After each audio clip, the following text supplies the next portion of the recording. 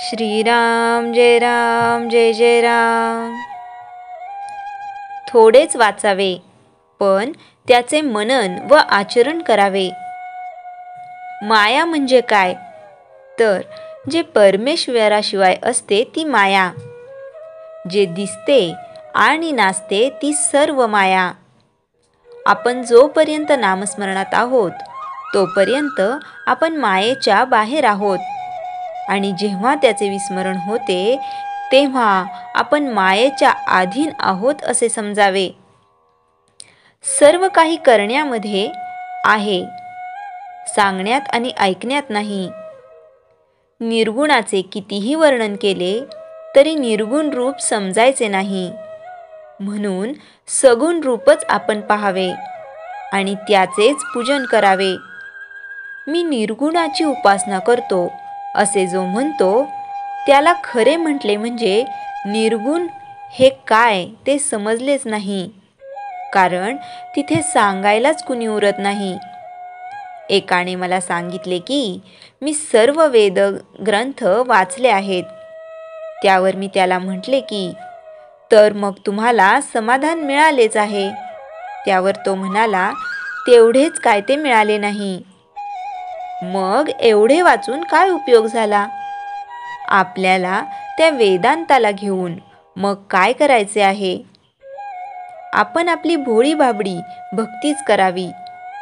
देवाला अनन्य शरण जाऊन त्याचे नामस्मरण करीत जावे, म्हणजे सर्व काही मिळते। जो जेवायला बसतो तो माझे पोट भरावे असे कधी शब्दांनी म्हणतो का? पण जेवण झाले की आपोआपच पोट भरते। आपण ग्रंथामध्ये जे वाचतो ते जर आचरणामध्ये आणले नाही तर त्या वाचनाचा उपयोग काय? म्हणून आपण फारसे वाचनाच्या वगैरे नादी लागू नये, कारण त्याने खरे साधन बाजूलाच राहते आणि त्या वाचनाचाच अभिमान वाटू लागतो। म्हणून थोडेच वाचावे आणि त्याचे मनन करावे। शरीराच्या अगदी लहान भागाला लागेल तरी सबंध देहाला वेदना होतात। त्याप्रमाणे दिवसाची एक घटका जरी आपण भगवंताच्या स्मरणात घालवली तरी सबंध दिवसामध्ये त्यामध्ये जाईल, आणि दिवसाचेच महिने, महिन्यांचे वर्ष आणि वर्षांचेच आपले आयुष्य बनलेले असते। या दृष्टीने आपले सर्व आयुष्य भगवंताच्या स्मरणात जाईल। प्रपंचाची आवड असू नये, पण प्रपंचातल्या कर्तव्याची आवड असावी। प्रपंचातली कर्तव्य करणे हे पवित्र आहे खरे, पण त्यामध्ये गुंतून राहणे बरे नव्हे। म्हणून आपण मनाने भगवंताचे होऊन राहावे। आपण मनापासून भगवंताला स्मरले तर तो आपल्याला सुखासमाधानात ठेवल्याशिवाय राहणार नाही। प्रपंचात सुखी होणे म्हणजे भगवंताचे होणेच होय। देवाला मानावे आणि त्याला आवडेल तेच करावे, हेच परमार्थाचे सार आहे।